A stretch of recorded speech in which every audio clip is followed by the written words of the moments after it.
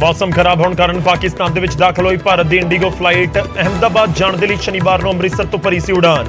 पाकिस्तान च राह भटक के गुजरांवाला चला गया सी जहाज। करीब अद्धे घंटे बाद भारत वापस आई फ्लाइट।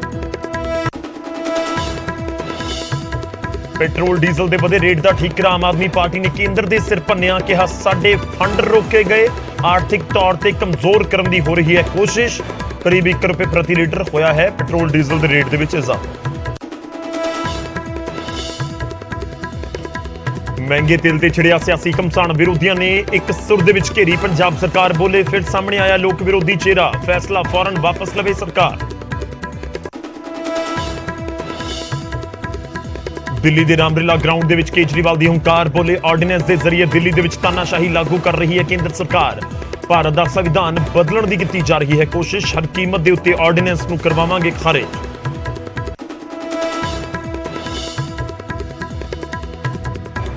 सीएम भगवंत मान का केंद्र ते तिखा निशाना। कहा जनता के अधिकारां नूं खो रही सरकार। अज देश च लोकतंत्र नूं बचाउण दी लड़ी जा रही लड़ाई। बीजेपी ते विधायकों की खरीद फरोख्त का भी लगाया इल्जाम।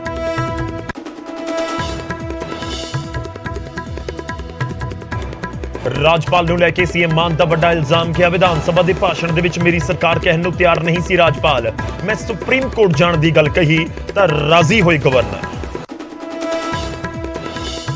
अकाली दल दे नाल गठजोड़ ते केंद्रीय मंत्री हरदीप पुरी का बड़ा बयान। बोले मैं अकाली दल दे नाल रीमैरिज करन दे हक दे विच नहीं और 2024 दे विच इकट्ठे चोण लड़न दा फैसला पार्टी हाईकमान ते। पंजाब दे सभ्याचार हुंगारा देवेगी मान सरकार। आनंदपुर साहब दे विच निहंग सिंह ओलंपिक करवाउण दा कीता ऐलान। पंजाब दे विरासती त्योहार लई चुणे वख-वख जिले।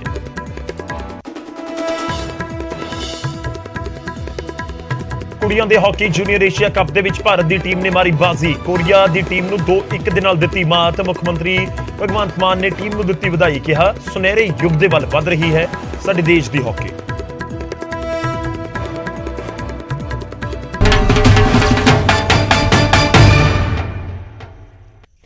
सत श्री अकाल, स्वागत है। गौरव शुक्ला मैं हां तुहाडे नाल। बुलेटिन दा आगाज करन जा रहे हैं एक वड्डी खबर उस दे नाल और खबर यह है कि भारत की फ्लाइट पाकिस्तान वाले पासे चलेगी। पाकिस्तान दे विच दाखिल हुई है भारत की फ्लाइट जो कि अमृतसर तो जिसने उड़ान भरी सी। 31 मिनट पाकिस्तान की एयर स्पेस दे विच इंडिगो की उड़ान रही और वजह सी मौसम खराब होना। मौसम खराब होने कारण पाकिस्तान दे विच ये फ्लाइट दाखिल हो गई। कौमांतरी नियम के मुताबिक पाकिस्तान नूं एयर स्पेस अपनी देनी पई। पाकिस्तान के लाहौर के कोल राह भटक गई फ्लाइट ते राह भटक के गुजरांवाला दे विच जहाज पहुंच गया। दस दिए कि अहमदाबाद जाने के लिए इंडिगो की उड़ान भरी सी तो अमृतसर हवाई अड्डे तो उड़ान भरी गई सी, पर उड़ान भरन दे नाल ही मौसम खराब हो गया जिस कारण कौमांतरी नियमां के मुताबिक पाकिस्तान नूं अपनी हवाई स्पेस जहाज नूं देनी पई। पर इंडिगो का यह जहाज पाकिस्तान दे विच राह भटक गया तो गुजरांवाला तक पहुंच गया। यह जहाज शनिवार की रात करीब 8 बजे पाकिस्तान दे विच दाखिल होया। करीब 8:31 के उत्ते यह जहाज भारतीय एयर स्पेस दे विच वापस पहुंच गया। हालांकि पाकिस्तान भारत नूं अपनी एयर स्पेस की वरतों करन नहीं दिंदा, पर मौसम खराब होने कारण पाकिस्तान नूं अपनी एयर स्पेस भारत नूं देनी पई क्योंकि नियमां दे मुताबिक मौसम खराब होने ते कोई भी देश किसी देश नूं अपनी एयर स्पेस वरतन तो रोक नहीं सकता। तो फ्लाइट रडार एक तुसीं सॉफ्टवेयर कह सकते हो, उसके जरिए देखा जाता है कि किवें प्लेन एंटर होया तो उड़ान भरी जाती है। इस प्लेन के वलों इंडिगो का जहाज सी अमृतसर तो उड़ान भरी अहमदाबाद यानी कि गुजरात जाना सी इस जहाज ने, पर मौसम खराब सी तो पाकिस्तान वाले पासे चला गया और फिर उत्थे भी जाके राह भटक गया, गुजरांवाला पहुंच गया। हालांकि 31 मिनट तक पाकिस्तान की एयर स्पेस दे विच जहाज रहा और 31 मिनट तक उत्थे रहने तो बाद वापस भारत की स्पेस दे विच आ गया। एयर स्पेस हुंदी है जिहड़ी जहाज जिथे उड़दे ने, बहुत सारे दर्शक बखूबी जानते होंगे। और उस तो बाद जो एंटर होया तो वापस पंजाब वाले पासे तो ही एंट्री हुई। फाजिलका वाले बॉर्डर के नेड़े तो इसकी दोबारा एयर स्पेस जी इस्तेमाल की गई है। उसके आस पास जलालाबाद वाले पूरे इलाके दे विच दोबारा भारत की स्पेस दे विच जहाज एंट्री करता तो उस तो बाद अपना जी तय मंजिल है अहमदाबाद उस वाले पासे वध जाता है। तो पाकिस्तान दे विच दाखिल हुई है यह फ्लाइट। हालांकि पाकिस्तान भारत की एयर स्पेस या भारत पाकिस्तान की एयर स्पेस नहीं वरतदा। जिस तरीके के दोवें देशों के संबंध बने हुए हैं पिछले कुछ सालों तो ਪਰ ਦੂਜੇ ਪਾਸੇ ਜਦੋਂ ਇੱਕ ਇੰਟਰਨੈਸ਼ਨਲ ਨਿਯਮ ਹੈ ਕਿ ਜੇਕਰ ਕੋਈ ਜਹਾਜ਼ ਹਵਾ ਦੇ ਵਿੱਚ ਹੈ ਮੌਸਮ ਖਰਾਬ ਹੋਣ ਦੀ ਵਜ੍ਹਾ ਦੇ ਨਾਲ, ਤਾਂ ਜੇਕਰ ਕੋਈ ਕੰਟਰੀ ਆਪਣੀ ਸਪੇਸ ਵਰਤਣ ਦੀ ਇਜਾਜ਼ਤ ਨਹੀਂ ਦਿੰਦੀ ਪਰ ਅਜਿਹੇ ਸਰਕਮਸਟੈਂਸਿਸ ਦੇ ਵਿੱਚ ਉਹਨਾਂ ਨੂੰ ਸਪੇਸ ਲਾਜ਼ਮੀ ਤੌਰ ਤੇ ਦੇਣੀ ਹੋਏਗੀ, ਤਾਂ ਉਹ ਸਪੇਸ ਦੇਣੀ ਪਈ। ਔਰ ਤੁਹਾਨੂੰ ਉਹ ਪੂਰੀ ਰਡਾਰ ਦਿਖਾ ਰਹੇ ਹਾਂ ਜਿਸ ਤਰੀਕੇ ਨਾਲ ਟਰੈਕ ਕੀਤਾ ਜਾਂਦਾ ਹੈ ਜਹਾਜ਼ ਕਿੱਥੇ ਕਿੱਥੇ ਇਸ ਸਮੇਂ ਹੈ, ਕਿਵੇਂ ਅੱਗੇ ਵੱਧ ਰਿਹਾ ਹੈ। ਇਹ ਪੂਰੇ ਜਹਾਜ਼ ਨੂੰ ਟਰੈਕ ਕਰਨ ਦੇ ਸੌਫਟਵੇਅਰਸ ਹੁੰਦੇ ਨੇ, ਇਹ ਪੂਰੇ ਟੈਕਨੀਕਸ ਨੇ ਜਿਨ੍ਹਾਂ ਦਾ ਇਸਤੇਮਾਲ ਕੀਤਾ ਜਾਂਦਾ ਹੈ। ਤਾਂ ਅੰਮ੍ਰਿਤਸਰ ਤੋਂ ਉਡਾਨ ਭਰੀ ਹੈ, ਅੰਮ੍ਰਿਤਸਰ ਤੋਂ ਉਡਾਨ ਭਰ ਕੇ ਮੈਪ ਦੇ ਵਿੱਚ ਤੁਹਾਨੂੰ ਨਜ਼ਰ ਆ ਰਿਹਾ ਹੋਏਗਾ ਪਾਕਿਸਤਾਨ ਵਾਲੇ ਪਾਸੇ ਚਲਾ ਗਿਆ, ਲਾਹੌਰ ਵਾਲੇ ਪਾਸੇ, ਹਾਲਾਂਕਿ ਉੱਥੇ ਜਾ ਕੇ ਫਿਰ ਭਟਕ ਗਿਆ ਔਰ ਜਹਾਜ਼ ਪਹੁੰਚ ਗਿਆ ਗੁਜਰਾਂਵਾਲਾ ਪਾਕਿਸਤਾਨ। ਔਰ ਫਿਰ ਕਿਉਂਕਿ ਮੌਸਮ ਖਰਾਬ ਸੀ, ਹਾਲਾਂਕਿ ਕਰੀਬ 30-31 ਮਿੰਟ ਜਾਂ ਅੱਧੇ ਘੰਟੇ ਦਾ ਸਮਾਂ ਹੀ ਸੀ ਜਦੋਂ ਇਹ ਫਲਾਈਟ ਪਾਕਿਸਤਾਨ ਦੀ 에ਅਰ ਸਪੇਸ ਦੇ ਵਿੱਚ ਪਾਕਿਸਤਾਨ ਵਾਲੇ ਪਾਸੇ ਰਹੀ ਔਰ ਕਰੀਬ 31 ਮਿੰਟ ਬਾਅਦ ਇਹ ਵਾਪਸ ਭਾਰਤ ਦੇ ਵਿੱਚ ਦਾਖਲ ਹੁੰਦੀ ਹੈ। ਇੰਟਰਨੈਸ਼ਨਲ ਬਾਰਡਰ ਹੈ। ਜਦੋਂ ਆਪਾਂ ਪੰਜਾਬ ਦਾ ਜ਼ਿਕਰ ਕਰਦੇ ਹਾਂ 6-7 ਜ਼ਿਲ੍ਹੇ ਪੰਜਾਬ ਦੇ ਲੱਗਦੇ ਨੇ ਜਿਨ੍ਹਾਂ ਦੇ ਵਿੱਚ ਉਹ ਫਾਜ਼ਿਲਕਾ, ਫਿਰੋਜ਼ਪੁਰ, ਤਰਨਤਾਰਨ, ਅੰਮ੍ਰਿਤਸਰ, ਗੁਰਦਾਸਪੁਰ, ਪਠਾਨਕੋਟ, ਇਹ ਸਾਰੇ ਹੈਗੇ ਨੇ। ਫਾਜ਼ਿਲਕਾ ਵਾਲੇ ਪਾਸੇ ਤੋਂ ਦੁਬਾਰਾ ਭਾਰਤ ਦੇ ਵਿੱਚ ਜਹਾਜ਼ ਐਂਟਰੀ ਕਰਦਾ ਹੈ ਜਲਾਲਾਬਾਦ ਦੇ ਨੇੜੇ। ਕਿਹਾ ਜਾ ਰਿਹਾ ਕਿ ਇਹ ਮੈਪ ਦੇ ਵਿੱਚ ਸਾਨੂੰ ਨਜ਼ਰ ਆ ਰਿਹਾ ਹੈ ਕਿ ਜਲਾਲਾਬਾਦ ਦੇ ਨੇੜੇ ਜਿਹੜੀ 에ਅਰ ਸਪੇਸ ਸੀ ਉਸ ਦੇ ਵਿੱਚ ਵਾਪਸ ਐਂਟਰੀ ਕੀਤੀ ਹੈ। ਔਰ ਇਹ ਪੂਰੀ ਘਟਨਾ ਸ਼ਨੀਵਾਰ ਨੂੰ ਵਾਪਰਦੀ ਹੈ। ਸ਼ਨੀਵਾਰ ਰਾਤ 8 ਵਜੇ ਫਲਾਈਟ ਐਂਟਰੀ ਕਰਦੀ ਹੈ ਪਾਕਿਸਤਾਨ ਦੀ 에ਅਰ ਸਪੇਸ ਦੇ ਵਿੱਚ ਔਰ ਉਸ ਤੋਂ ਬਾਅਦ 31 ਮਿੰਟ ਬਾਅਦ 8:31 ਤੇ ਵਾਪਸ ਭਾਰਤ ਵਾਲੇ ਪਾਸੇ ਵੀ ਪਹੁੰਚ ਜਾਂਦੀ ਹੈ। 에ਅਰ ਸਪੇਸ ਦਾ ਇਸਤੇਮਾਲ ਪਾਕਿਸਤਾਨ ਨਹੀਂ ਕਰਨ ਦਾ, ਨਾ ਅਸੀਂ ਕਰਨ ਦਿੰਦੇ ਹਾਂ ਨਾ ਉਹ ਕਰਨ ਦਿੰਦੇ ਹਾਂ, ਕਿਉਂਕਿ ਦੋਵੇਂ ਦੇਸ਼ਾਂ ਦੇ ਵਿਚਾਲੇ ਇਸ ਤਰੀਕੇ ਦਾ ਹੀ ਮਾਹੌਲ ਜਾਂ ਰਿਸ਼ਤੇ ਇੰਨੇ ਕੁੜੱਤਣ ਭਰੇ ਇਸ ਸਮੇਂ ਹੋ ਰੱਖੇ ਨੇ। ਪਰ ਜਦੋਂ ਇਸ ਤਰੀਕੇ ਦੇ ਹਾਲਾਤ ਹੋ ਜਾਣ ਕਿ ਮੌਸਮ ਖਰਾਬ ਹੋ ਜਾਵੇ ਤਾਂ ਫਿਰ ਉਹ ਜ਼ਰੂਰੀ ਹੋ ਜਾਂਦਾ ਹੈ ਕਿ ਤੁਸੀਂ ਆਪਣੀ ਸਪੇਸ ਦੇਣੀ ਹੋਏਗੀ ਤੁਹਾਨੂੰ, ਚਾਹੇ ਭਾਰਤ ਦੇ ਵਿੱਚ ਕੋਈ ਪਾਕਿਸਤਾਨ ਦਾ ਜਹਾਜ਼ ਆ ਜਾਵੇ, ਪੈਸੇਂਜਰ ਜਹਾਜ਼, ਤਾਂ ਫਿਰ ਉਹ ਸਪੇਸ ਦੇਣੀ ਹੁੰਦੀ।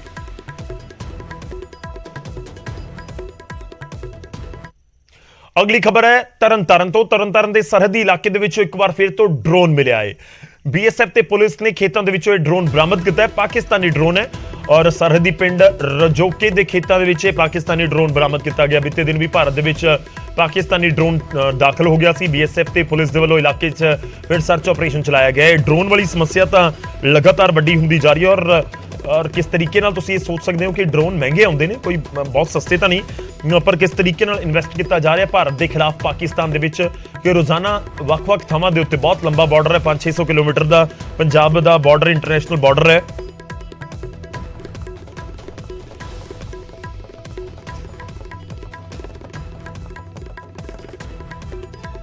ਇਹ ਹੁਣ ਇੱਕ ਵਾਰ ਫਿਰ ਤੋਂ ਡਰੋਨ ਨਜ਼ਰ ਆਇਆ ਜਿਸ ਨੂੰ ਬਰਾਮਦ ਕੀਤਾ ਗਿਆ।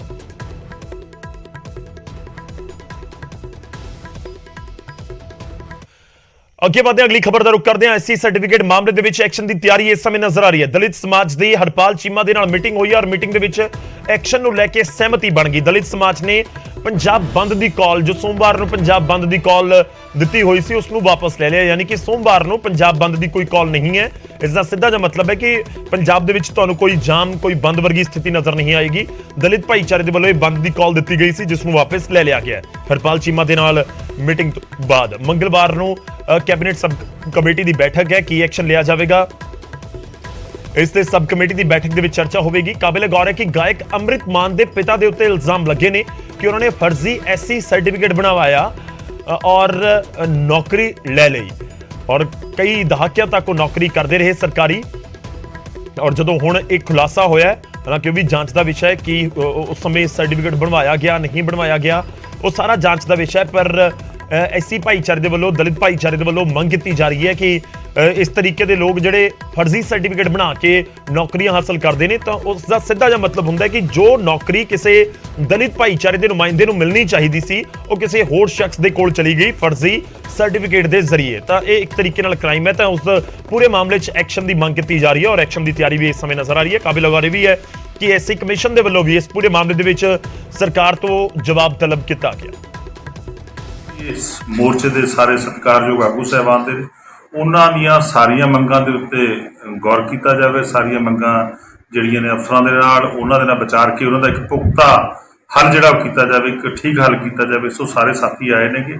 ਸੋ ਸਾਡੇ ਸਾਰਿਆਂ ਸਹਿਮਤੀ ਬਣੀ ਆ ਕਿ ਮੰਗਲਵਾਰ ਨੂੰ ਅਸੀਂ ਇੱਕ ਵਿਸਥਾਰ ਸਹਿਤ ਸਬ ਕਮੇਟੀ ਦੀ ਮੀਟਿੰਗ ਹੋਊਗੀ ਔਰ ਉਸ ਦੇ ਵਿੱਚ ਸਾਰਾ ਜਿਹੜੀ ਵੀ ਸਮੱਸਿਆ ਹੈਗੀ ਆ ਕਿ ਕਿਹੜੇ ਲੋਕਾਂ ਨੇ ਅਨੁਸੂਚਿਤ ਜਾਤੀ ਜਨਜਾਤੀਆਂ ਦੇ ਜਾਅਲੀ ਸਰਟੀਫਿਕੇਟ ਪੰਜਾਬ 'ਚ ਬਣਾਏ ਨੇ, ਉਹਨਾਂ ਦੇ ਕੀ ਐਜ਼ ਪਰ ਲਾਅ ਜਿਹੜਾ ਕੀ ਉਹਨਾਂ ਦੇ ਖਿਲਾਫ ਐਕਸ਼ਨ ਲੈਣਾ ਗਾ ਉਹਦੇ ਬਾਰੇ ਮੰਗਲਵਾਰ ਨੂੰ ਜਿਹੜਾ ਫੈਸਲਾ ਹੋਊਗਾ। ਸੋ ਅੱਜ ਸਾਰੇ ਸਤਿਕਾਰਯੋਗ ਸਾਥੀਆਂ ਨੇ ਫੈਸਲਾ ਕੀਤਾ ਕਿ ਜਿਹੜੀ ਕੱਲ ਦਾ ਪੰਜਾਬ ਬੰਦ ਦੀ ਕਾਲ ਉਹ ਵਾਪਸ ਲੈਣਗੇ।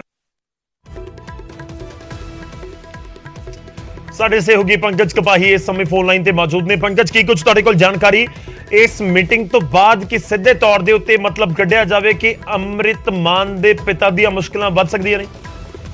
ਨਿਸ਼ਚਿਤ ਤੌਰ ਤੇ, ਕਿਉਂਕਿ ਜਿਸ ਤਰੀਕੇ ਦੇ ਨਾਲ ਨਾਰਾਜ਼ਗੀ ਜਿਹੜੀ ਹੈ ਉਹ ਨਜ਼ਰ ਆ ਰਹੀ ਸੀਗੀ ਦਲਿਤ ਸਮਾਜ ਦੇ ਵਿਚਾਲੇ, ਕੱਲ ਨੂੰ ਜਿਹੜਾ ਵਾ ਪ੍ਰੋਟੈਸਟ ਵੀ ਕੀਤਾ ਗਿਆ ਸੀ ਮੁੱਖ ਮੰਤਰੀ ਨਿਵਾਸ ਦੇ ਨੇੜੇ, ਔਰ ਇਸ ਗੱਲ ਨੂੰ ਲੈ ਕੇ ਨਾਰਾਜ਼ਗੀ ਜ਼ਾਹਰ ਕੀਤੀ ਗਈ ਸੀ ਕਿ ਇੱਕ ਦਲਿਤ ਭਾਈਚਾਰੇ ਦੇ ਵਰਗ ਦੇ ਨਾਲ ਧੱਕਾ ਹੋਇਆ, ਉਸਦੀ ਨੌਕਰੀ ਜਿਹੜੀ ਉਹ ਖਾਲੀ ਅਗਰ ਅੰਮ੍ਰਿਤ ਮਾਨ ਜਿਹੜਾ ਗਲਤ ਉਹਨਾਂ ਦੇ ਪਿਤਾ ਗਲਤ ਸਰਟੀਫਿਕੇਟ ਨਹੀਂ ਲਗਾਉਂਦੇ ਤਾਂ। ਇਸ ਬਾਬਤ ਜਿੱਥੇ ਐਸਸੀ ਕਮਿਸ਼ਨ ਵੱਲੋਂ ਵੀ ਨੋਟਿਸ ਜਿਹੜਾ ਉਹ ਭੇਜਿਆ ਗਿਆ ਸੀਗਾ, ਔਰ ਹੁਣ ਕਿਉਂਕਿ ਕੱਲ ਪੰਜਾਬ ਬੰਦ ਦੀ ਕੋਲ ਜਿਹੜੀ ਉਹ ਦਿੱਤੀ ਗਈ ਸੀਗੀ, ਲੇਕਿਨ ਹਰਪਾਲ ਸਿੰਘ ਚੀਮਾ ਹੋਰਾਂ ਦੇ ਨਾਲ ਮੀਟਿੰਗ ਹੋਈ ਔਰ ਹੁਣ ਸਬ ਕਮੇਟੀ ਦੇ ਵਿੱਚ ਇਹ ਵਿਚਾਰਿਆ ਜਾਏਗਾ ਕਿ ਇਸ ਦੇ ਉੱਤੇ ਕੀ ਕੁਝ ਫੈਸਲਾ ਲਿੱਤਾ ਜਾਣਾ ਵਾ। ਮੰਗਲਵਾਰ ਨੂੰ ਸਬ ਕਮੇਟੀ ਹੋਏਗੀ ਔਰ ਸਬ ਕਮੇਟੀ ਦੇ ਵਿੱਚ ਵਿਚਾਰਨ ਤੋਂ ਬਾਅਦ ਹੀ ਜਿਹੜਾ ਵਾ ਉਹ ਪਤਾ ਲੱਗ ਪਾਏਗਾ ਕਿ ਕਿਸ ਤਰੀਕੇ ਦਾ ਐਕਸ਼ਨ ਹੁੰਦਾ। ਲੇਕਿਨ ਇੱਕ ਗੱਲ ਸਾਫ਼ ਹੈ ਕਿ ਮੁਸ਼ਕਲਾਂ ਜ਼ਰੂਰ ਜਿਹੜੀਆਂ ਵਧੀਆਂ ਹੋਈਆਂ ਨਜ਼ਰ ਆ ਰਹੀਆਂ ਨੇ। ਸ਼ੁਕਰੀਆ, ਧੰਨਵਾਦ ਸਾਡੇ ਨਾਲ ਜੁੜਨ ਦੇ ਲਈ, ਇਸ ਪੂਰੀ ਗੱਲਬਾਤ ਦੇ ਲਈ। ਤਾਂ ਫਰਜ਼ੀ ਐਸਸੀ ਸਰਟੀਫਿਕੇਟ ਮਾਮਲੇ 'ਚ ਐਕਸ਼ਨ ਦੀ ਤਿਆਰੀ ਹੈ ਔਰ ਐਕਸ਼ਨ ਸਿੱਧੇ ਤੌਰ ਦੇ ਉੱਤੇ ਨਜ਼ਰ ਆ ਸਕਦਾ ਹੈ। ਅੰਮ੍ਰਿਤ ਮਾਨ ਪੰਜਾਬ ਦੇ ਇੱਕ ਵੱਡੇ ਸਿੰਗਰ ਨੇ। ਅੰਮ੍ਰਿਤ ਮਾਨ, ਉਹਨਾਂ ਦੇ ਪਿਤਾ ਦੇ ਉੱਤੇ ਇਲਜ਼ਾਮ ਨੇ ਕਿ ਐਸਸੀ ਸਰਟੀਫਿਕੇਟ ਬਣਵਾ ਕੇ ਉਹਨਾਂ ਨੇ ਨੌਕਰੀ ਹਾਸਲ ਕੀਤੀ, ਫਰਜ਼ੀ ਐਸਸੀ ਸਰਟੀਫਿਕੇਟ ਬਣਾ ਕੇ। ਜਾਂਚ ਦਾ ਵਿਸ਼ਾ ਦੇਖਣਾ ਹੋਏਗਾ ਅੱਗੇ ਕੀ ਕੁਝ ਹੁੰਦਾ ਹੈ।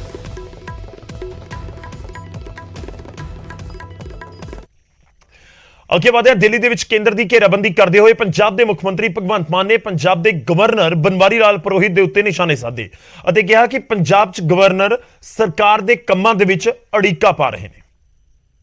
संख्या में दिल्ली के कोने कोने से आए हुए मेरे प्यारे भाइयों, आप सब लोगों को मेरा नमस्कार, सबको मेरा प्रणाम। ਦਿੱਲੀ 'ਚ ਆਮ ਆਦਮੀ ਪਾਰਟੀ ਨੇ ਮਹਾਰੈਲੀ ਕੀਤੀ। ਮੁੱਦਾ ਸੀ ਕੇਂਦਰ ਵੱਲੋਂ ਲਿਆਂਦੇ ਆਰਡੀਨੈਂਸ ਦਾ, ਪਰ ਇਸ ਮੌਕੇ ਪੰਜਾਬ ਦੀ ਸਿਆਸਤ ਵੀ ਗਰਮਾਉਂਦੀ ਨਜ਼ਰ ਆਈ। ਦਰਅਸਲ ਮੁੱਖ ਮੰਤਰੀ ਭਗਵੰਤ ਮਾਨ ਨੇ ਕੇਂਦਰ ਤੇ ਤਾਨਾਸ਼ਾਹੀ ਦੇ ਇਲਜ਼ਾਮ ਲਾਉਂਦਿਆਂ ਜ਼ਿਕਰ ਪੰਜਾਬ ਦੇ ਗਵਰਨਰ ਦਾ ਵੀ ਕਰ ਦਿੱਤਾ ਅਤੇ ਕਿਹਾ ਕਿ ਪੰਜਾਬ 'ਚ ਗਵਰਨਰ ਸਰਕਾਰ ਦੇ ਕੰਮਾਂ 'ਚ ਅੜਿੱਕਾ ਪਾ ਰਹੇ ਨੇ ਤੇ ਇੱਥੋਂ ਤੱਕ ਕਹਿ ਦਿੱਤਾ ਕਿ ਗਵਰਨਰ ਭਾਸ਼ਣ 'ਚ ਮੇਰੀ ਸਰਕਾਰ ਕਹਿਣ ਲਈ ਉਦੋਂ ਰਾਜੀ ਹੋਏ ਜਦੋਂ ਸੁप्रीम कोर्ट जाने की गल आखी गई।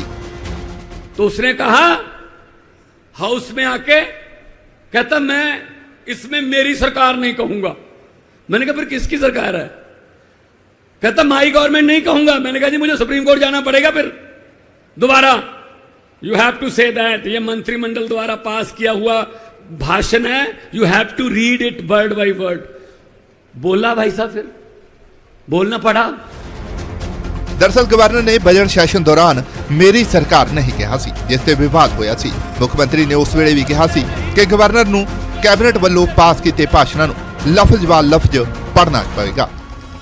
ਜਿਹੜੀ ਮੌਜੂਦਾ ਸਰਕਾਰ ਹੈ, ਪੁਰਾਣੀ ਸਰਕਾਰ ਹੈ, ਉਹਨਾਂ ਦੀਆਂ ਜਦੋਂ ਉਪਲਬਧੀਆਂ, ਉਹਨਾਂ ਨੇ ਕੀ ਕਾਰਨਾਮੇ ਕੀਤੇ ਨੇ, ਚੰਗੇ ਜਾਂ ਮਾੜੇ, ਜਦੋਂ ਦੱਸਣੇ ਹੁੰਦੇ ਨੇ, ਡੈਫੀਨੇਟਲੀ ਹਾਊਸ ਵਿੱਚ ਇਹ ਦੱਸਣਾ ਬਣਦਾ ਹੈ ਕਿ ਇਹ ਕੰਮ ਮੇਰੀ ਸਰਕਾਰ ਨੇ ਇਸ ਟੈਨਿਓਰ ਦੇ ਵਿੱਚ ਇਹ ਚੰਗਾ ਕੰਮ ਕੀਤਾ ਔਰ ਇਹਦੇ ਵਿੱਚ ਇਹ ਫਾਇਦੇ ਹੋਏ ਨੇ, ਇਹ ਚੀਜ਼ਾਂ ਦੀ ਉਪਲਬਧੀ ਹੋਈ ਹੈ।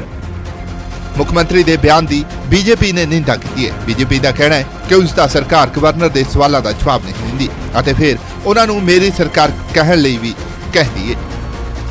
ਗੱਲਾਂ ਮੀਡੀਆ 'ਚ ਲਿਆਉਣੀਆਂ ਔਰ ਇਸ ਤਰ੍ਹਾਂ ਦੀ ਕੜਵਾਹਟ ਪੈਦਾ ਕਰਨੀ, ਇੱਕ ਸੰਵਿਧਾਨਿਕ ਪ੍ਰਮੁੱਖ ਦੇ ਨਾਲ ਇਸ ਤਰ੍ਹਾਂ ਦਾ ਸਭ ਕਰਨਾ, ਇਹਦਾ ਮਤਲਬ ਤੁਸੀਂ ਬਾਬਾ ਸਾਹਿਬ ਦੀ ਫੋਟੋ ਲਗਾ ਰੱਖੀ ਹੈ, ਸੰਵਿਧਾਨ ਦਾ ਜਿਹੜਾ ਹੈਗਾ ਆਦਰ ਨਹੀਂ ਕਰਦੇ, ਸਤਿਕਾਰ ਨਹੀਂ ਕਰਦੇ ਔਰ ਇਹ ਡੈਮੋਕ੍ਰੇਸੀ 'ਚ ਅੱਛਾ ਨਹੀਂ ਹੈ, ਗਲਤ ਪਿਰਤਾਂ ਪਾ ਰਹੇ ਆ ਔਰ ਇਸ ਤਰ੍ਹਾਂ ਦੀ ਜਿੱਦੇ ਬੱਚਿਆਂ ਵਾਲੀਆਂ ਹਰਕਤਾਂ ਨੇ ਇਹ ਪਰ ਮੁੱਖ ਮੰਤਰੀ ਜੀ ਨੂੰ ਨਹੀਂ ਕਰਨੀਆਂ ਚਾਹੀਦੀਆਂ, ਇਸ ਦੀ ਅਸੀਂ ਨਿੰਦਾ ਕਰਦੇ ਹਾਂ। यही नहीं, मुख्यमंत्री ने केंद्र ते भी निशाने साधे। मुख्यमंत्री मोदी की तुलना रूस के राष्ट्रपति पुतिन नाल कर दी। ये इतने अहंकारी हो गए हैं बीजेपी वाले, अगर ये 2024 में जीत गए, ये संविधान बदल देंगे, उसके बाद इलेक्शन नहीं होंगे देश में, प्रधानमंत्री जी हमारे नरेंद्र पुतिन बन जाएंगे, नरेंद्र मोदी की जगह। उन पुतिन ने भी ये कर रखा है कि 35 साल में ही रहूंगा राष्ट्रपति। ये आने वाला नरेंद्र पुतिन है। आप देश को जागना पड़ेगा। दिल्ली के लैफ्टिनेंट गवर्नर ਦੀਆਂ ਤਾਕਤਾਂ ਨੂੰ ਲੈ ਕੇ ਕੇਂਦਰ ਵੱਲੋਂ ਲਿਆਂਦੇ ਆਰਡੀਨੈਂਸ ਦਾ ਆਪ ਵਿਰੋਧ ਕਰ ਰਹੀ ਹੈ। ਇਸੇ ਦੇ ਤਹਿਤ ਰਾਮਲੀਲਾ ਮੈਦਾਨ 'ਚ ਮਹਾਰੈਲੀ ਰੱਖੀ ਗਈ, ਜਿੱਥੇ ਨਾ ਸਿਰਫ ਕੇਂਦਰ ਅਤੇ ਸਗੋਂ ਪੰਜਾਬ ਦੇ ਗਵਰਨਰ ਤੇ ਵੀ ਨਿਸ਼ਾਨੇ ਸਾਧੇ ਗਏ ਤੇ ਦਖਲਅੰਦਾਜ਼ੀ ਦੇ ਇਲਜ਼ਾਮ ਵੀ ਲੱਗੇ। दिल्ली तो रवि मिश्रा, न्यूज़ 18 पंजाब। तय कर ले कि हमने देश को बचाना है तो देश बच जाएगा, वरना उधर दिल्ली के सीएम अरविंद केजरीवाल और पंजाब के मुख्यमंत्री भगवंत मान ने केंद्र के खिलाफ हुंकार भरी। दिल्ली के रामलीला ग्राउंड के विच दिल्ली के रामलीला ग्राउंड के विच आम आदमी पार्टी के वालों महारैली की गई। दिल्ली च तानाशाही लागू कर रहा है केंद्र। ਇਹ ਅਰਵਿੰਦ ਕੇਜਰੀਵਾਲ ਦੇ ਵੱਲੋਂ ਨਿਸ਼ਾਨੇ ਸਾਧੇ ਗਏ ਤੇ ਕਿਹਾ ਕਿ ਭਾਰਤ ਦਾ ਸੰਵਿਧਾਨ ਬਦਲਣ ਦੀ ਕੋਸ਼ਿਸ਼ ਕੀਤੀ ਜਾ ਰਹੀ ਹੈ। ਦੇਸ਼ ਦੇ ਅੰਦਰ ਲੋਕਤੰਤਰ ਖਤਮ ਕੀਤਾ ਜਾ ਰਿਹਾ ਹੈ। ਹਰ ਕੀਮਤ ਦੇ ਉੱਤੇ ਆਰਡੀਨੈਂਸ ਨੂੰ ਖਾਰਿਜ ਕਰਵਾਵਾਂਗੇ, ਅਰਵਿੰਦ ਕੇਜਰੀਵਾਲ ਇਹ ਦਾਅਵਾ ਕਰਦੇ ਨਜ਼ਰ ਆਏ। ਔਰ ਸੀਐਮ ਭਗਵੰਤ ਮਾਨ ਨੇ ਵੀ ਕੇਂਦਰ ਤੇ ਤਿੱਖਾ ਨਿਸ਼ਾਨਾ ਸਾਧਿਆ ਤੇ ਕਿਹਾ ਕਿ ਜਨਤਾ ਦੇ ਅਧਿਕਾਰਾਂ ਨੂੰ ਕੇਂਦਰ ਦੀ ਸਰਕਾਰ ਖੋ ਰਹੀ ਹੈ ਤੇ ਲੋਕਤੰਤਰ ਨੂੰ ਬਚਾਉਣ ਦੀ ਲੜਾਈ ਆਮ ਆਦਮੀ ਪਾਰਟੀ ਲੜ ਰਹੀ ਹੈ।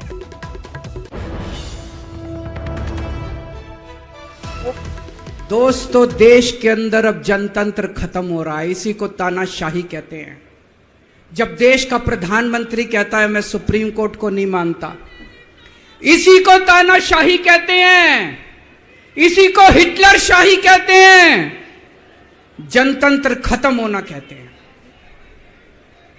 मैं बताना चाहता हूं आखिर इस सुप्रीम कोर्ट के आदेश में ऐसा क्या है? सुप्रीम कोर्ट ने ऐसा क्या कह दिया कि प्रधानमंत्री जी कह रहे हैं कि मैं सुप्रीम कोर्ट के आदेश को नहीं मानता? सुप्रीम कोर्ट ने अपने आदेश में बोला कि भारत एक जनतंत्र है, भारत में जनता सुप्रीम है, जनता अपनी सरकार चुनती है, उस सरकार को जनता के काम करने का पूरा अधिकार होना चाहिए। क्या प्रधानमंत्री को सुप्रीम कोर्ट का आदेश मानना चाहिए? मोदी जी कहते हैं मैं सुप्रीम कोर्ट का आदेश नहीं मानता। मोदी जी ने अध्यादेश पारित कर दिया और सुप्रीम कोर्ट के आदेश को खारिज कर दिया। ਤਾਂ ਕੇਂਦਰ ਦੀ ਸਰਕਾਰ ਇਸ ਸਮੇਂ ਆਮ ਆਦਮੀ ਪਾਰਟੀ ਦੇ ਨਿਸ਼ਾਨੇ ਉੱਤੇ ਹੈ। ਦਿੱਲੀ ਦੇ ਵਿੱਚ ਲਿਆਂਦੇ ਗਏ ਆਰਡੀਨੈਂਸ ਦੇ ਖਿਲਾਫ। ਅਗਲੀ ਖਬਰ ਦਾ ਰੁਖ ਕਰਦੇ ਹਾਂ। ਚੰਡੀਗੜ੍ਹ ਪ੍ਰਸ਼ਾਸਕ BL ਪੁਰੋਹਿਤ ਦੇ ਵੱਲੋਂ ਇੱਕ ਮੀਟਿੰਗ ਸੱਦੀ ਗਈ ਹੈ। ਸੋਮਵਾਰ ਨੂੰ ਆਲ ਪਾਰਟੀ ਮੀਟਿੰਗ ਸੱਦੀ ਗਈ ਹੈ। ਸਾਰੀਆਂ ਪਾਰਟੀਆਂ ਦੇ ਕਾਉਂਸਲਰ ਮੀਟਿੰਗ ਦੇ ਵਿੱਚ ਸ਼ਾਮਲ ਹੋਣਗੇ, ਇਹ ਅਪੀਲ ਕੀਤੀ ਗਈ ਹੈ। ਇੰਟਰਗ੍ਰੇਟਿਡ ਸੋਲਿਡ ਵੇਸਟ ਮੈਨੇਜਮੈਂਟ ਪਲਾਂਟ ਨੂੰ ਲੈ ਕੇ ਇਸ ਦੇ ਵਿੱਚ ਚਰਚਾ ਕੀਤੀ ਜਾਣੀ ਹੈ। ਇਸੇ ਪਲਾਂਟ ਨੂੰ ਲੈ ਕੇ ਨਗਰ ਨਿਗਮ ਦੇ ਵਿੱਚ ਜ਼ਬਰਦਸਤ ਹੰਗਾਮਾ ਹੋਇਆ ਸੀ। ਕਾਬਿਲੇ ਗੌਰ ਹੈ ਕਿ बनवारी लाल पुरोहित पंजाब के गवर्नर ने, चंडीगढ़ के प्रशासक भी ने। ये आम तौर पर चंडीगढ़ के प्रशासक वही होंगे ने जो पंजाब के गवर्नर होंगे ने। बनवारी लाल पुरोहित ने मीटिंग सद्दी है, ऑल पार्टी मीटिंग है, जिस दे विच कांग्रेस, बीजेपी, आम आदमी पार्टी के जिहड़े काउंसलर्स ने, आज़ाद काउंसलर्स होण, वो सारे उत्थे पहुंचणगे और वेस्ट मैनेजमेंट नूं लैके जिहड़ा पूरा मामला उस दे उत्ते मीटिंग सद्दी गई। मनोज राठी साडे सहयोगी इस समय फोन लाइन ते ने। मनोज, मीटिंग के मायने की ने? ये समझा जाए कि इस तकरार नूं सुलझाउण दे लई गवर्नर खुद पहल कर रहे हैं? बिल्कुल गौरव, कह सकते हैं कि जी टकरार हुई है, जी काफी जी गाली गलोच भी हुई है, इल्जाम लगे ने, सारे ने देखा जी लगातार कवरेज की है। आम आदमी पार्टी ने किरण खेर ते किस तरह इल्जाम लाए ते किरण खेर ने साफ तौर पर दूजे इल्जाम लाए ने ते दूजी पासे कांग्रेस ने भी इल्जाम लाए ने कि बिना ਉਹਦੇ ਤੇ बीजेपी ने एजेंडा पास कर दिता। ਕਰੋੜਾਂ ਦਾ एजेंडा ਸੀਗਾ ਤੇ ਡੱਡੂ ਮਾਜਰਾ ਦਾ ਜਿਹੜਾ ਡੰਪਿੰਗ ਗਰਾਊਂਡ ਹੈ ਉਹਦੇ 'ਚ ਪਲਾਂਟ ਲਾਉਣ ਦਾ ਜਿਹੜਾ ਵੱਡਾ ਏਜੰਡਾ ਸੀਗਾ, ਜਿਸ ਕਰਕੇ ਇਹ ਸਾਰਾ ਬਵਾਲ ਹੋਇਆ, ਆਪਸੀ ਜਿਹੜੀ ਗਾਲੀ ਗਲੋਚ ਹੋਈ, ਆਪਸੀ ਟਕਰਾਰ ਹੋਇਆ ਹਾਊਸ ਮੀਟਿੰਗ 'ਚ। ਉਹਨੂੰ ਲੈ ਕੇ ਲਗਾਤਾਰ ਜਿਹੜੇ ਜਸਵੀਰ ਸਿੰਘ ਲਾਡੀ ਨੇ, ਆਮ ਆਦਮੀ ਪਾਰਟੀ ਦੇ ਪਾਰਸ਼ਦ, ਉਹਨਾਂ ਵੱਲੋਂ ਹਾਲਾਂਕਿ ਸ਼ਿਕਾਇਤ ਵੀ ਦਿੱਤੀ ਗਈ ਸੀ ਰਾਜਪਾਲ ਨੂੰ ਕਿ ਇਸ ਤਰ੍ਹਾਂ ਗਾਲੀ ਗਲੋਚ ਹੋਈ ਹੈ, ਇਸ ਤਰ੍ਹਾਂ ਜਿਹੜੇ ਏਜੰਡੇ ਧੱਕੇ ਨਾਲ ਪਾਸ ਕੀਤੇ ਗਏ। ਔਰ ਦੂਜਾ ਜਿਹੜਾ ਕਾਂਗਰਸ ਹੈ, ਕਾਂਗਰਸ ਨੇ ਵੀ ਇਹ ਰਾਜਪਾਲ ਨੂੰ ਜਿਹੜੀ ਚਿੱਠੀ ਲਿਖੀ ਸੀ, ਸਾਫ਼ ਤੌਰ ਤੇ ਕਿਹਾ ਸੀਗਾ ਕਿ ਜਿਹੜਾ ਏਜੰਡਾ ਹੈ ਉਹ ਧੱਕੇ ਨਾਲ ਹੀ ਪਾਸ ਕੀਤਾ ਗਿਆ ਬੀਜੇਪੀ ਵੱਲੋਂ। ਇਸ ਕਰਕੇ ਇਸ ਏਜੰਡੇ ਨੂੰ ਦੁਬਾਰਾ ਤੋਂ ਲਾਇਆ ਜਾਵੇ, ਦੁਬਾਰਾ ਤੋਂ ਜਿਹੜਾ ਹੈਗਾ ਇਹਦੇ ਵਿੱਚ ਹਾਊਸ 'ਚ ਮੀਟਿੰਗ ਲਾ ਕੇ ਇਹ ਸਾਰੀ ਜਿਹੜੀ ਹੈਗੀ ਕੀਤੀ ਜਾਵੇ। ਇਸ ਕਰਕੇ ਜਿਹੜੀ ਵੀ ਸ਼ਿਕਾਇਤ ਆਈ ਸੀ, ਜਿਹੜੀ ਵੀ ਗਾਲੀ ਗਲੋਚ ਹੋਈ, ਆਪਸੀ ਟਕਰਾਵ ਹੋਇਆ ਆਮ ਆਦਮੀ ਪਾਰਟੀ ਤੇ ਬੀਜੇਪੀ ਦੇ ਵਿੱਚ, ਤੇ ਇਹਨੂੰ ਹੁਣ ਸੁਲਝਾਉਣ ਵਾਸਤੇ ਕੱਲ ਦੀ ਇੱਕ ਆਲ ਪਾਰਟੀ ਜਿਹੜੀ ਮੀਟਿੰਗ ਹੈ ਉਹ ਰੱਖੀ ਗਈ ਹੈ।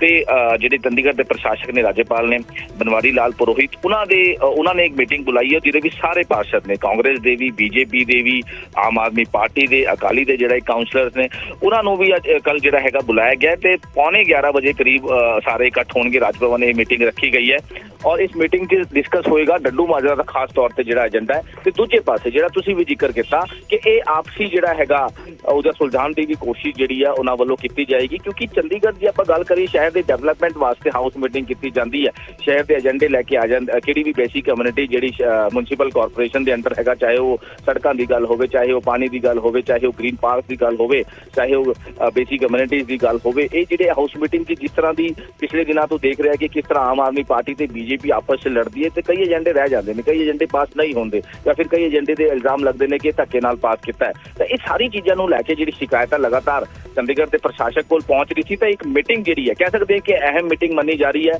ਜਿਹਦੇ ਵਿੱਚ ਸਾਰੇ ਕਾਉਂਸਲਰ ਜਿਹੜੇ ਹੈਗੇ ਉਹਨਾਂ ਦੀ ਮੀਟਿੰਗ ਹੋਣ ਵਾਲੀ ਹੈ ਤੇ ਚੰਡੀਗੜ੍ਹ ਦੇ ਪ੍ਰਸ਼ਾਸਕ ਇਹ ਮੀਟਿੰਗ ਨੂੰ ਲੈਣਗੇ ਤੇ ਕਈ ਚੀਜ਼ਾਂ ਤੇ ਜਿਹੜੀ ਹੈਗਾ ਡਿਸਕਸ ਹੋਗਾ। ਖਾਸ ਤੌਰ ਤੇ ਡੱਡੂ ਮਾਜਰਾ ਜਿਹੜਾ ਡੰਪਿੰਗ ਪਲਾਂਟ ਹੈਗਾ ਉਹਦੇ ਨਾਲ ਜਿਹੜੀ ਵੀ ਉਸ ਦਿਨ ਹਾਊਸ ਮੀਟਿੰਗ 'ਚ ਸਾਰੀ ਚੀਜ਼ਾਂ ਹੋਈਆਂ, ਜਿਸ ਤਰ੍ਹਾਂ ਦੀ ਜਿਹੜੀ ਟਿੱਪਣੀ ਹੋਈ ਹੈ, ਜਿਹੜੀ ਹੈਗੀ ਇਲਜ਼ਾਮ ਲੱਗੇ ਨੇ, ਉਹਦੇ ਤੇ ਕੱਲ ਜਿਹੜੀ ਹੈਗੀ ਹੈ ਕਾਫੀ ਚਰਚਾ ਹੋਣ ਵਾਲੀ ਹੈ ਤੇ ਹੁਣ ਦੇਖਣਾ ਹੋਵੇਗਾ ਕਿ ਕਿਸ ਤਰ੍ਹਾਂ ਦੀ ਜਿਹੜੇ ਨਤੀਜੇ ਨਿਕਲਣਗੇ, ਕਿਸ ਤਰ੍ਹਾਂ ਆਪਸੀ ਜਿਹੜਾ ਹੈਗਾ ਉਹਨਾਂ ਦਾ ਮਿਲਾਪ ਹੁੰਦਾ ਹੈ ਨਹੀਂ ਹੁੰਦਾ ਹੈ ਜਾਂ ਫਿਰ ਹੋਰ ਵੀ ਜਿਹੜਾ ਹੈਗਾ ਮੁੱਦਾ ਗਰਮਾਉਂਦਾ, ਇਹ ਦੇਖਣਾ ਹੋਵੇਗਾ। ਗੌਰਵ, ਸ਼ੁਕਰੀਆ, ਧੰਨਵਾਦ ਸਾਡੇ ਨਾਲ ਜੁੜਨ ਦੇ ਲਈ, ਇਸ ਪੂਰੀ ਗੱਲਬਾਤ ਦੇ ਲਈ। ਲਾਜ਼ਮੀ ਤੌਰ ਤੇ ਸਭ ਤੋਂ ਵੱਧ ਨਜ਼ਰਾਂ ਇਸ ਪੁਆਇੰਟ ਦੇ ਉੱਤੇ ਹੀ ਰਹਿਣਗੀਆਂ ਕਿ ਤਕਰਾਰ ਹੋ ਗਈ, ਬਹਿਸ ਹੋ ਗਈ, ਜ਼ਰੂਰ ਹੰਗਾਮਾ ਹੋ ਗਿਆ, ਉੱਥੇ ਤਸਵੀਰਾਂ ਦੇ ਵਿੱਚ ਨਜ਼ਰ ਆਇਆ।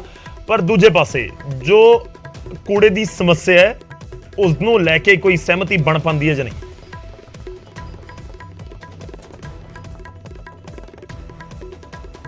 ਅੱਗੇ ਵਧਦੇ ਤੇ ਗੱਲ ਹੁਣ ਪੈਟਰੋਲ ਡੀਜ਼ਲ ਦੀ। ਪੰਜਾਬ ਦੇ ਵਿੱਚ ਪੈਟਰੋਲ ਤੇ ਡੀਜ਼ਲ ਦੀਆਂ ਕੀਮਤਾਂ ਦੇ ਵਿੱਚ ਇਜ਼ਾਫਾ ਹੋਇਆ। ਪੰਜਾਬ ਸਰਕਾਰ ਨੇ ਵੈਟ ਦੇ ਵਿੱਚ ਕਰੀਬ 1% ਦਾ ਵਾਧਾ ਕੀਤਾ ਹੈ। ਤੇਲ ਦੇ ਰੇਟ ਵਧਣ ਤੇ ਸਿਆਸਤ ਵੀ ਗਰਮਾਈ ਹੋਈ ਹੈ।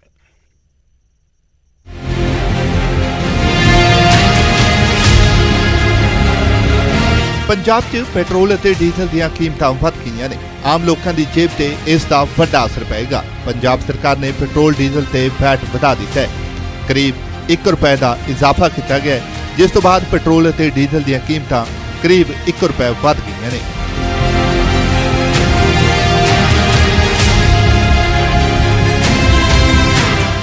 ਮੋਹਾਲੀ 'ਚ ਪੈਟਰੋਲ ਅਤੇ ਡੀਜ਼ਲ ਦਾ ਰੇਟ ਵੇਖੀਏ ਤਾਂ ਪੈਟਰੋਲ ਦਾ ਰੇਟ 98 ਰੁਪਏ 2 ਪੈਸੇ ਪ੍ਰਤੀ ਲੀਟਰ ਤੋਂ ਵੱਧ ਕੇ 99 ਰੁਪਏ 2 ਪੈਸੇ ਪ੍ਰਤੀ ਲੀਟਰ ਹੋ ਗਿਆ ਅਤੇ ਡੀਜ਼ਲ ਦਾ ਰੇਟ 88 ਰੁਪਏ 41 ਪੈਸੇ ਤੋਂ ਵੱਧ ਕੇ 99 ਰੁਪਏ 31 ਪੈਸੇ ਪ੍ਰਤੀ ਲੀਟਰ ਹੋ ਗਿਆ।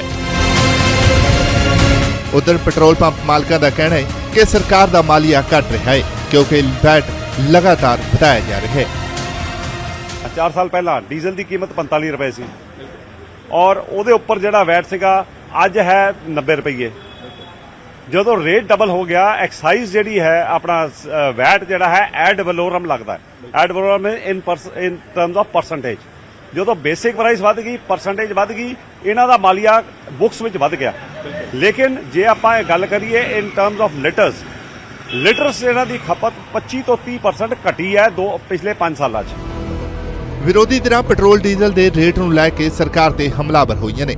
ਰਾਜਾ ਵੜਿੰਗ ਦਾ ਕਹਿਣਾ ਹੈ ਕਿ ਪੰਜਾਬ ਸਰਕਾਰ ਦੀ ਅਸਫਲਤਾ ਅਤੇ ਅਯੋਗਤਾ ਦਾ ਪਰਦਾਫਾਸ਼ ਹੋ ਗਿਆ। ਜਦਕਿ ਸੁਖਬੀਰ ਬਾਦਲ ਕਹਿ ਰਹੇ ਨੇ ਕਿ ਪੰਜਾਬ ਵਿੱਚ ਪੈਟਰੋਲ ਦੀਆਂ ਕੀਮਤਾਂ ਉੱਤਰੀ ਭਾਰਤ ਵਿੱਚ ਸਭ ਤੋਂ ਵੱਧ ਅਤੇ ਡੀਜ਼ਲ ਦੀਆਂ ਕੀਮਤਾਂ ਦੂਜੇ ਨੰਬਰ ਤੇ ਨੇ। ਦੇਖੋ, ਪੰਜਾਬ ਗਵਰਨਮੈਂਟ ਨੇ ਪੰਜਾਬ ਦੀ ਜਨਤਾ ਨੂੰ ਇੱਕ ਤੋਹਫਾ ਦਿੱਤਾ ਹੈ। ਕਿਸੇ ਸੂਬੇ ਨੇ ਵੈਟ ਨਹੀਂ ਵਧਾਇਆ। ਇੱਕ ਪਾਸੇ ਕਹਿੰਦੇ ਜੀ ਅਸੀਂ 300 ਯੂਨਿਟ ਬਿਜਲੀ ਦੇ ਮਾਫ ਕਰਤੇ ਸੀ, ਉਹਦਾ ਜ਼ੀਰੋ ਬਿੱਲ। ਇੱਧਰ ਜ਼ੀਰੋ ਬਿੱਲ, ਉਧਰੋਂ ਡੀਜ਼ਲ ਦੇ ਰੇਟ ਤੇ ਪੈਟਰੋਲ ਦੇ ਵਧਾ ਕੇ ਪੈਸਾ ਕੱਢੀ ਜਾਂਦੇ ਆ। ਅਖੀਰ 'ਚ ਲੋਕਾਂ ਦੀ ਜਨਤਾ ਦੀ ਜੇਬ 'ਚੋਂ ਪੈਸਾ ਕੱਢੀ ਜਾਂਦੇ ਆ। ਆ ਇੱਕ ਬਹੁਤ ਵੱਡੀ ਫਰਾਡ ਸਰਕਾਰ ਹੈ। ਕਹਿੰਦੀ ਕੁਛ ਹੈ ਤੇ ਕਰਦੀ ਕੁਛ ਹੈ। ਬੀਜੇਪੀ ਵੀ ਸਰਕਾਰ ਨੂੰ ਇਹ ਵਾਅਦਾ ਤੁਰੰਤ ਵਾਪਸ ਲੈਣ ਲਈ ਆਖ ਰਹੀ ਹੈ। ਪਹਿਲਾਂ 90 ਪੈਸੇ ਪੈਟਰੋਲ ਔਰ ਡੀਜ਼ਲ ਤੇ ਵੈਟ ਵਧਾਇਆ ਸੀਗਾ, ਯਾਨੀ ਕਿ ਇਹਨਾਂ 14 ਮਹੀਨਿਆਂ ਦੇ ਵਿੱਚ ਇਹਨਾਂ ਨੇ 1 ਰੁਪਿਆ ਤੇ 90 ਪੈਸੇ ਵੈਟ ਪੈਟਰੋਲ ਔਰ ਡੀਜ਼ਲ ਤੇ ਵਧਾ ਕੇ ਪੰਜਾਬ ਦੇ ਵਿੱਚ ਮਹਿੰਗਾਈ ਨੂੰ ਵਾਧਾ ਕੀਤਾ ਹੈ। ਭਾਰਤੀ ਜਨਤਾ ਪਾਰਟੀ ਇਹਦੀ ਕੜੇ ਸ਼ਬਦਾਂ 'ਚ ਨਿੰਦਾ ਕਰਦੀ ਹੈ ਔਰ ਇਸ ਵਾਅਦੇ ਨੂੰ ਤੁਰੰਤ ਵਾਪਸ ਲੈਣ ਦੀ ਮੰਗ ਕਰਦੀ ਹੈ। ਉਧਰ ਆਪ ਦਾ ਕਹਿਣਾ ਹੈ ਕਿ ਕੇਂਦਰ ਨੇ ਪੰਜਾਬ ਦੇ ਫੰਡ ਰੋਕੇ ਹੋਏ ਨੇ। ਅਜਿਹੇ 'ਚ ਪੰਜਾਬ ਨੂੰ ਆਪਣੀ ਆਰਥਿਕਤਾ ਨੂੰ ਮਜ਼ਬੂਤ ਕਰਨ ਲਈ ਇਹ ਕਦਮ ਚੁੱਕਣੇ ਹੀ ਪੈਣਗੇ। ਭਾਜਪਾ ਦੀ ਕੇਂਦਰ ਸਰਕਾਰ ਨੇ ਪੰਜਾਬ ਦਾ ਪਿਛਲੇ ਲੰਬੇ ਸਮੇਂ ਤੋਂ rural development fund, national health mission ਦਾ ਪੈਸਾ ਔਰ GST ਰੋਕ ਰੱਖਿਆ। ਜਿਹੜੀ ਭਾਜਪਾ ਅੱਜ ਸਾਡੇ ਤੇ ਵੈਟ ਵਧਾਉਣ ਤੇ ਸਵਾਲ ਖੜੇ ਕਰ ਰਹੇ, ਪਹਿਲਾਂ ਸਾਡਾ ਉਹਨਾਂ ਨੂੰ ਸਵਾਲ ਹੈ ਕਿ ਪੰਜਾਬ ਨਾਲ ਵਿਤਕਰਾ ਕਿਉਂ ਮੋਦੀ ਸਾਹਿਬ ਦੀ ਸਰਕਾਰ ਕਰ ਰਹੀ ਹੈ, ਪੰਜਾਬ ਦੇ ਫੰਡ ਕਿਉਂ ਨਹੀਂ ਰਿਲੀਜ਼ ਕੀਤੇ ਜਾ ਰਹੇ, ਪੰਜਾਬ ਨੂੰ ਆਰਥਿਕ ਤੌਰ ਤੇ ਕਮਜ਼ੋਰ ਕਰਨ ਦੀਆਂ ਸਾਜ਼ਿਸ਼ਾਂ ਕੇਂਦਰ ਕਿਉਂ ਕਰ ਰਿਹਾ ਹੈ। ਅੱਜ ਵੀ ਪੰਜਾਬ 'ਚ ਜਿਹੜੀਆਂ ਤੇਲ ਦੀਆਂ ਕੀਮਤਾਂ, ਹਰਿਆਣਾ ਜਿਹੜਾ ਬੀਜੇਪੀ ਰੂਲਡ ਹੈ, ਮੱਧ ਪ੍ਰਦੇਸ਼ ਜਿਹੜਾ ਬੀਜੇਪੀ ਰੂਲਡ ਹੈ, ਔਰ ਰਾਜਸਥਾਨ ਜਿੱਥੇ ਕਾਂਗਰਸ ਦਾ ਰਾਜ ਹੈ, ਉਸ ਤੋਂ ਕਿਤੇ ਘੱਟ ਹੈ। ਦੱਸੀਏ ਕਿ ਇਸ ਤੋਂ ਪਹਿਲਾਂ ਫਰਵਰੀ ਮਹੀਨੇ 'ਚ ਪੰਜਾਬ ਸਰਕਾਰ ਨੇ 90 ਪੈਸੇ ਪ੍ਰਤੀ ਲੀਟਰ ਸੈਸ ਲਾਇਆ ਸੀ ਅਤੇ ਹੁਣ ਕਰੀਬ 1 ਰੁਪਏ ਵੈਟ ਵਧਾਇਆ ਗਿਆ ਅਤੇ ਵਧੇ ਰੇਟਾਂ ਨੂੰ ਲੈ ਕੇ ਸਿਆਸਤ ਵੀ ਸ਼ੁਰੂ ਹੋ ਗਈ ਹੈ। ਚੰਡੀਗੜ੍ਹ ਤੋਂ ਮਨੋਜ ਰਾਠੀ, ਨਿਊਜ਼ 18 ਪੰਜਾਬ।